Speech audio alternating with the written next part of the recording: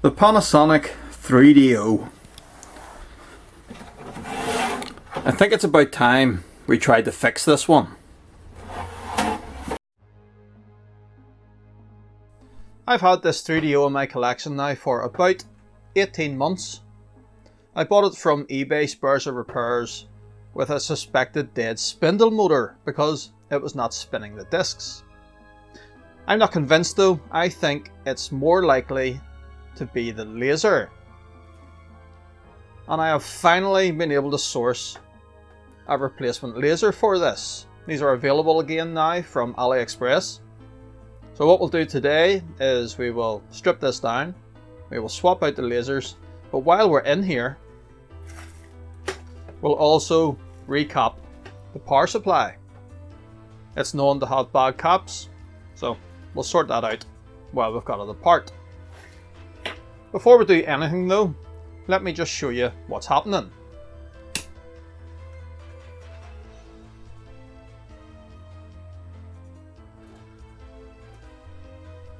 So you can see the unit powers on okay.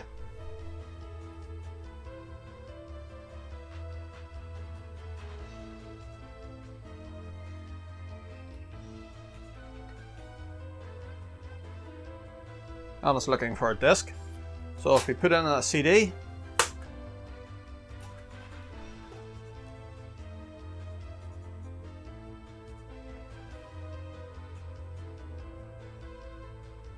you can hear the laser in here trying to focus,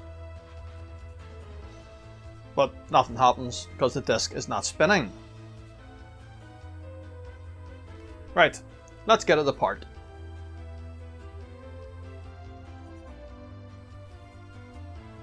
There are 4 screws on the bottom of this.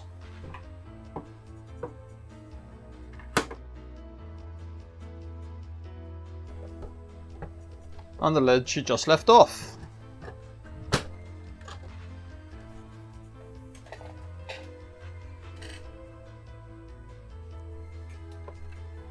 This is the power supply here.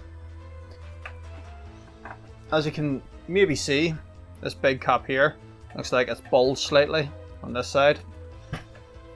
Slightly better angle of it. And I don't know if you'll be able to make this out or not, but down in there, it looks to me like this cap has possibly leaked it a bit. There's definitely corrosion on the circuit board there, just below that big capacitor. So we're maybe just about doing this in time before that corrosion would get any worse. The CD drive itself has this protective shield on it that just lifts off.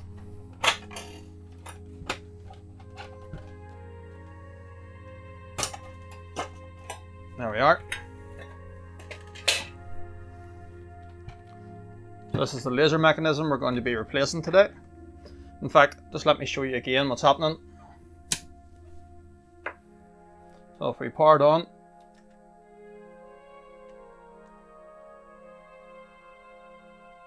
you can see that the laser is seeking and that the lens is moving up and down, trying to look for a disc. So if anything, that tells us that the logic in here that controls the laser is working fine. That's why I think the fault is with the laser itself. I suppose it could be a dead spindle motor, but like all of these CD based systems, the lasers are starting to get on in years, they're starting to fail. And that is probably the primary reason why all these old units no longer work. Right, getting the drive out is also quite simple. There's 4 screws.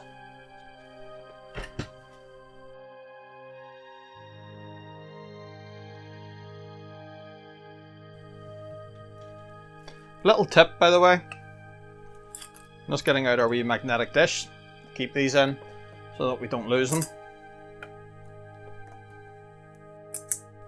But if you have a screwdriver that's non-magnetic, leave it in your magnetic dish for a while and then it will pick up a bit of the magnetism. Right, there is also 2 ribbon cables attaching to the CD drive, so we can just pull those out.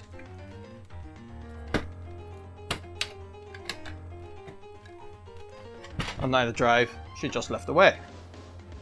There we are.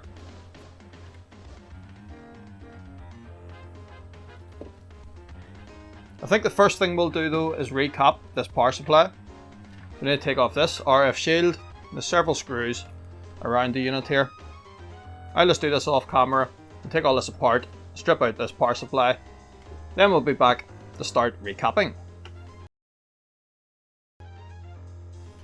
Well, there we are.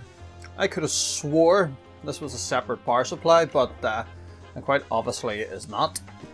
All the screws are out, so board should just lift out.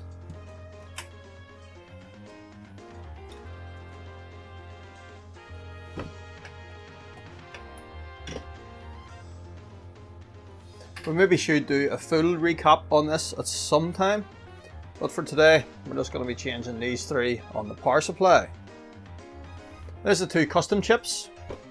There's a ROM, not 100% sure what this one is. It's an ARM chip though, processor perhaps. BT video encoder chip, that's very like the video encoder that's in the CDI.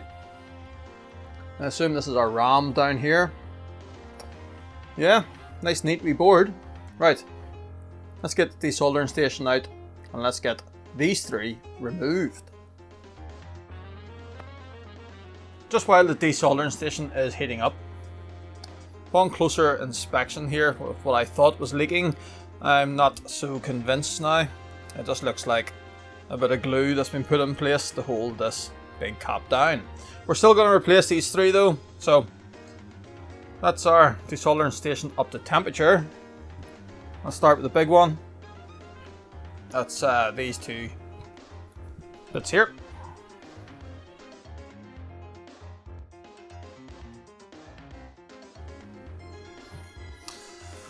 Yeah. Let's do the smaller ones first, will we?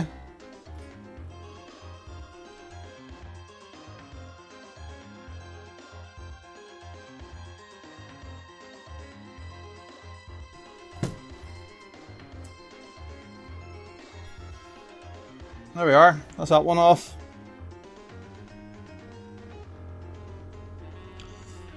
Yeah, it looks pretty clean. Doesn't look like it's leaked, but doesn't do any harm to replace them.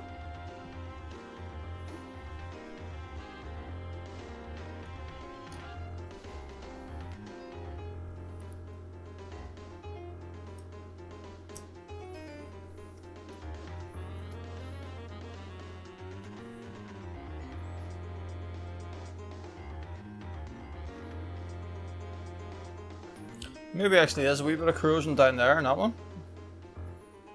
Just go in here with a wee bit of IPA.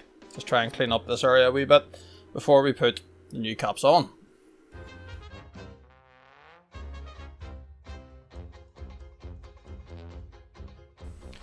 So as you can maybe tell by the colour of this cotton bud, there actually was quite a bit of corrosion down in here. Though it was probably those smaller caps actually had leaked more so than the big one. I actually had to just go over quickly with the fiberglass pen. That's these points here. You can see they look an awful lot cleaner now. They were almost black before, including this little via here. So I've checked everything, everything's measuring okay, there's nothing broken.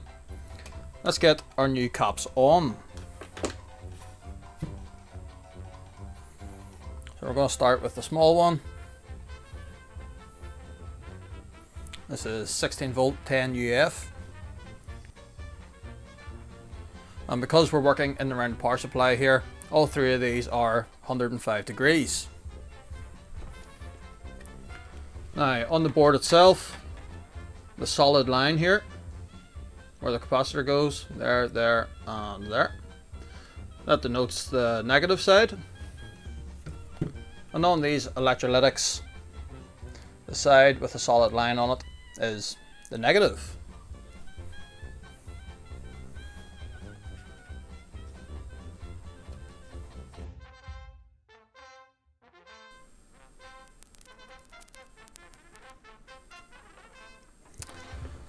Hate it when that happens. Let's try that again. It will not fall out this time.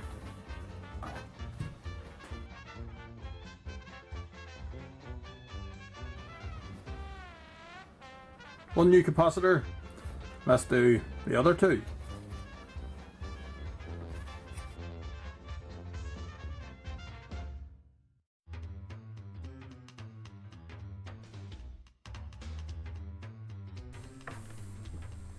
Could have got that a bit straighter. Oh well, no matter. Right, before we do anything else, let's put some power back to this board and let's make sure everything still works. Okay, so we have the board back in here, power's connected up again. Let's turn it on. I've put the CD drive back in, just on the extreme off chance that replacing those caps has done anything to how this is working. Let's power it on and see what happens.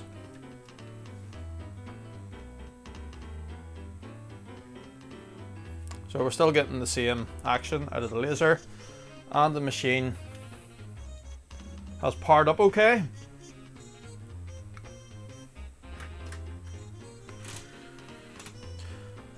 Let's try a disc.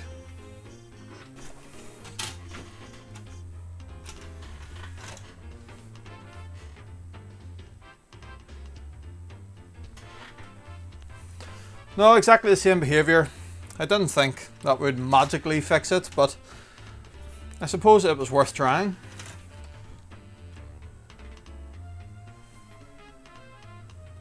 Let's just get this CD drive out again. Let's disassemble it and fit our new laser. Hopefully that will fix it. Right, I have no idea how this comes apart. Let's just start undoing screws. Well, that bit's easy to take off. 4 wee screws in here.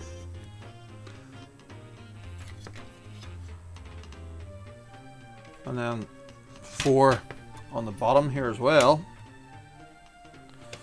Those ones screw the circuit board onto the plastic. These 4 hold the plastic onto the metal frame. Let's start with these 4.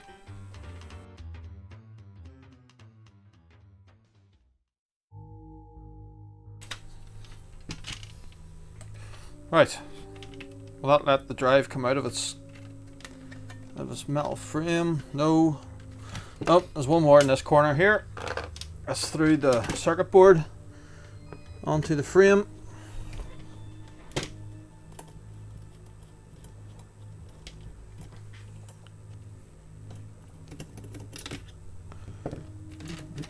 There we are. Get that out of the way.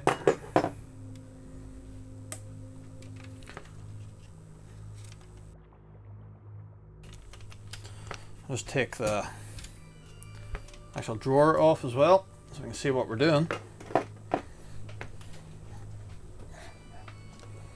Right, so we have to get this sleigh out here. So we 2 clips here holding it in place. Let's see about getting these out. Be extra careful here because we don't want to break anything.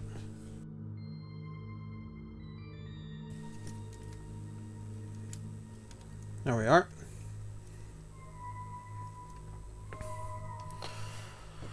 Right, we can now see the ribbon cables that are holding the thing together, so let's take those off.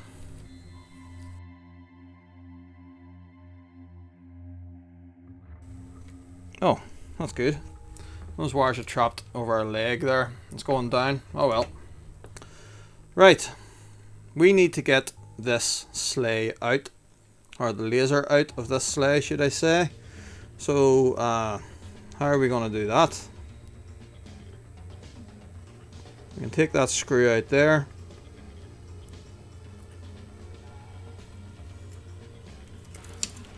Let's actually have a look at the new laser.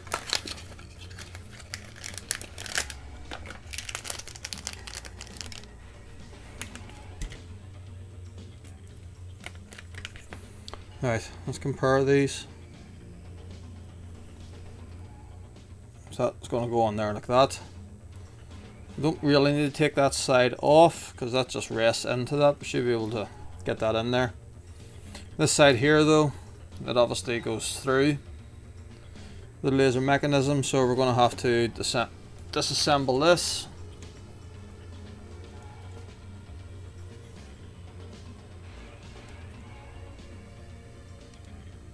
Hopefully if we just take this wee section off here, it will allow us in. So let's do that.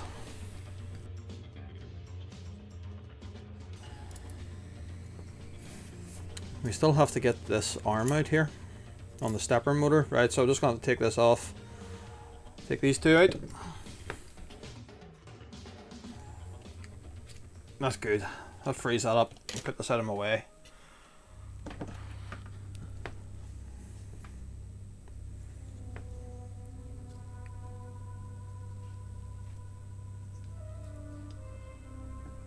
And there we are. One old laser. Look at the state of this. You can make that out. There has been some repair work done here. Is it any wonder that this doesn't work? Right. No use anyway.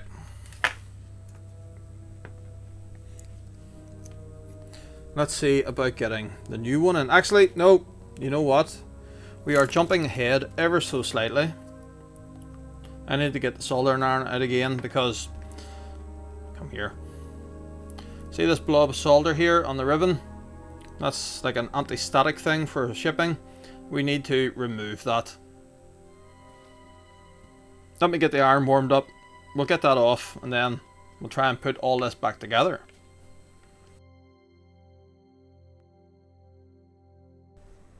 Right, we have our laser mechanism pinned down here with a little bit of PVC tape. Here's a blob we have to remove. The iron is nice and hot. Let's go in just with a wee bit of desoldering braid.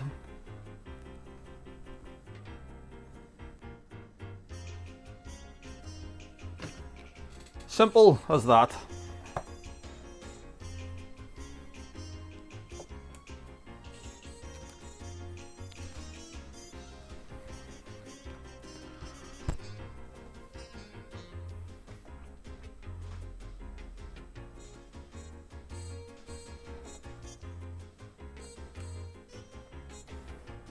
Right, let's go about trying to reassemble this.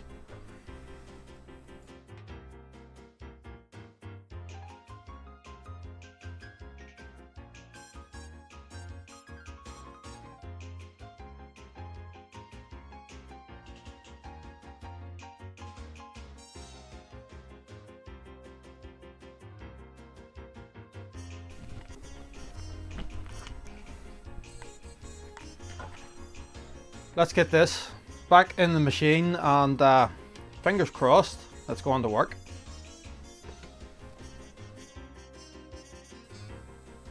Everything's back together. Moment of truth.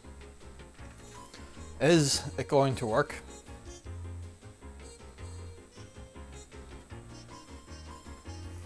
So the system has powered up again. As you can see.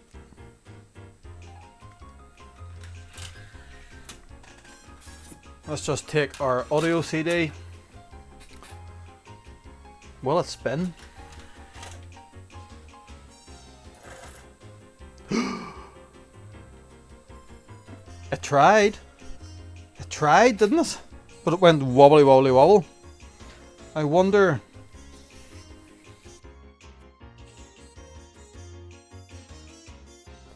Right, it is getting incredibly late. I am absolutely shattered. I've been at this for hours and I can't get it any better. I'm actually starting to think that there possibly is a problem with the spindle motor. Not so much in the fact it won't turn, but in the fact that something is bent. If you look at the amount of deflection in the disc as it turns, as in the amount of wobble in it, there is quite a bit.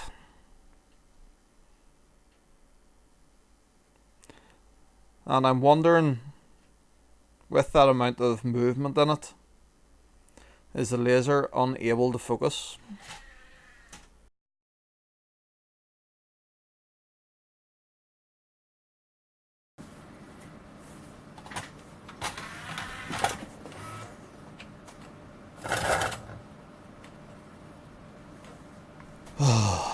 This spindle is absolutely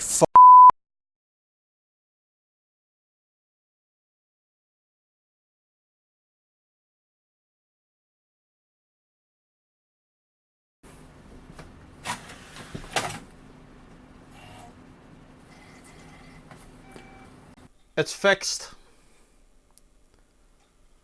What an absolute nightmare this was. But this is not the same mechanism.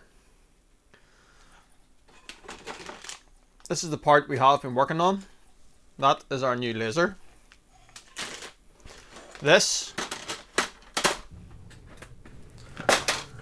and all this in the bin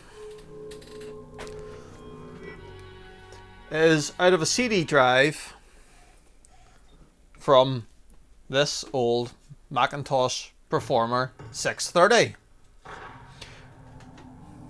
This thing had an Apple CD 300i internal SCSI drive in here, and believe it or not, this had exactly the same mechanism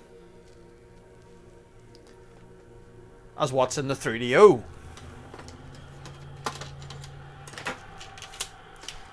There's the tray out of the Apple.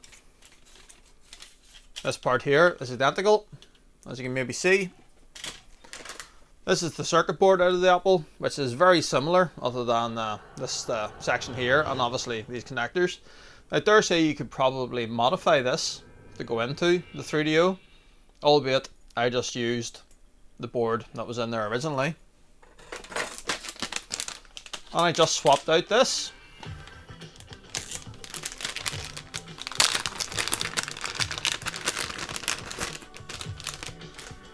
So basically, I had come to the conclusion that this was damaged.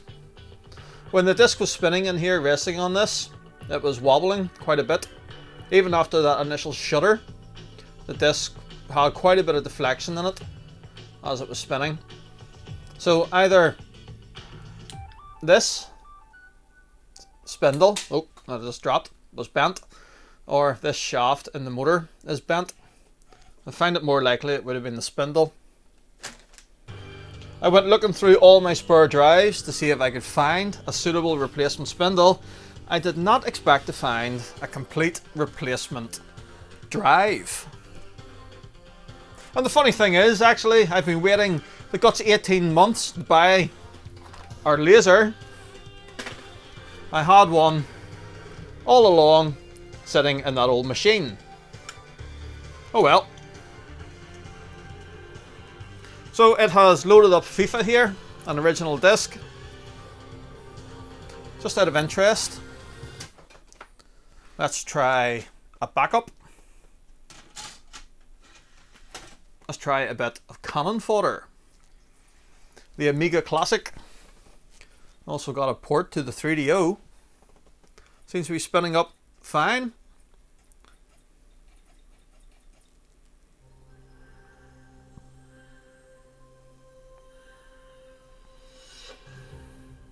Chrysalis. This must be whoever ported it.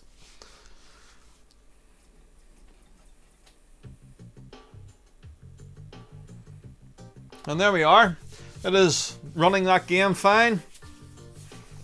So this drive is reading CDRs as well as originals. That's perfect. That's all I need. Quite interesting actually that the 3DO version of this is using the war song from the CD32 FMV intro rather than the original.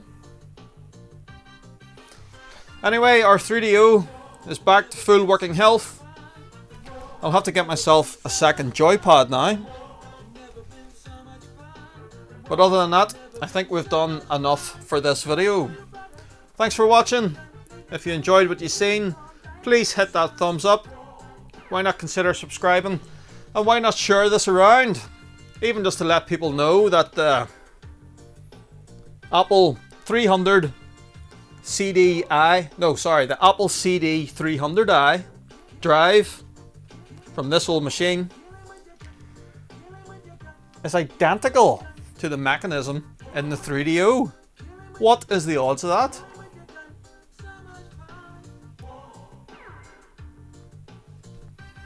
That's it for this time. See you next week.